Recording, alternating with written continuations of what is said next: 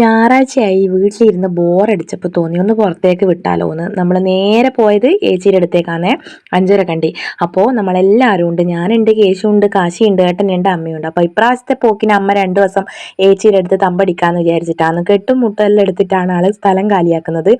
അപ്പോൾ ഇതാ കാശി ഇരുന്ന് ആലോചിക്കുന്നുണ്ട് അമ്മമ്മ പോയാൽ ഇനി അടുത്ത പരിപാടി എന്താന്ന്. അപ്പം നമ്മൾ വാതിലെല്ലാം ലോക്ക് ചെയ്ത് പുറത്തിരിക്കുന്നുണ്ട്. അപ്പം നമ്മുടെ മക്കൾ വരാനുണ്ട്, അപ്പോൾ ഏച്ചിൻ്റെ കുട്ടികൾ വരാനുണ്ട്. അവർ കാറെടുത്ത് വരുമെന്ന് പറഞ്ഞു. കാറ് സംഭവം പിന്നെ ഇവിടുത്തെ കാറാണ്, പക്ഷേങ്കിൽ അവരാണ് യൂസ് ചെയ്യുന്നത് ഇപ്പം കൂടുതലും. അതുകൊണ്ട് തന്നെ എന്തെങ്കിലും ഒരു ആവശ്യം വന്നു കഴിഞ്ഞാൽ കാറ് അവരിങ്ങ് നമ്മളെ പിക്ക് ചെയ്യാൻ അവർ വരലാണ് പതിവ്. ഇതാ ഒരാൾ നോക്കി ക്യാമറയിൽ ഫോക്കസ് ചെയ്യാണ്ട് വേറെ എവിടെയോ നോക്കിയിരിക്കുന്നുണ്ട്. അത് നോക്കൂല, അത് സംഭവം അങ്ങനെയാണ്.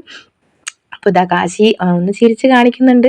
അപ്പോൾ ഈ വീഡിയോ എടുക്കുന്ന പരിപാടിയൊന്നും മൂപ്പർക്ക് ഇഷ്ടമല്ല കേട്ടോ, പക്ഷെ ഞാൻ എടുക്കുന്നതിൽ താല്പര്യക്കുറവൊന്നുമില്ല. അപ്പോൾ ഇതാ അങ്ങനെ കുട്ടികൾ വന്ന് നമ്മൾ നേരെ കാറിൽ കയറി ഇതാ നമ്മൾ സ്ഥലം വിടലായി.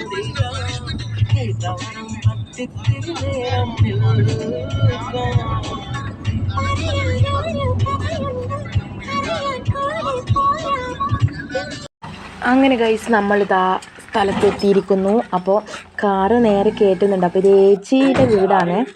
അമ്മയും കേശും കൂടി കാറിന്നിറങ്ങുന്നുണ്ട്. അപ്പോൾ ഫുൾ നല്ല അടിപൊളി വ്യൂ ആണ് കേട്ടോ. ഇവിടെ ഒരുപാട് ചെടികളുണ്ട്.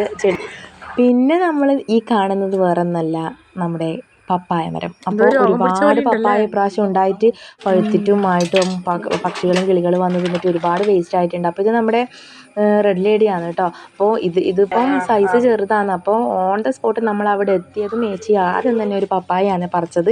എൻ്റെ ഫേവറേറ്റ് ഫ്രൂട്ടാണ്, എൻ്റെ മാത്രമല്ല ഏട്ടൻ്റെതും. അപ്പോൾ നമ്മൾ എന്ത് ചെയ്തു, നല്ലോണം അടിപൊളിയായി തോലൊക്കെ കളഞ്ഞ് കട്ട് ചെയ്ത് സ്ലൈസ് ചെയ്ത് എല്ലാവരും വയറ് നിറച്ചും കഴിച്ചു. അപ്പോൾ നല്ല മധുരം ഉണ്ടായിരുന്നു.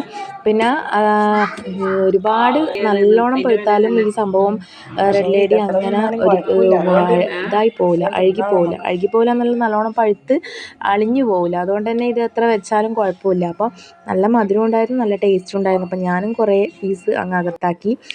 അപ്പോൾ പിന്നെ നമ്മുടെ ലാലേട്ടൻ്റെ മൂവി നമ്മൾ കണ്ടു, തുടരും മുമ്പേ ഞാൻ കണ്ടിട്ടില്ലായിരുന്നു കേട്ടോ. അപ്പം എനിക്ക് വേണ്ടിയിട്ട് കുട്ടികൾ വെച്ച് തന്നു.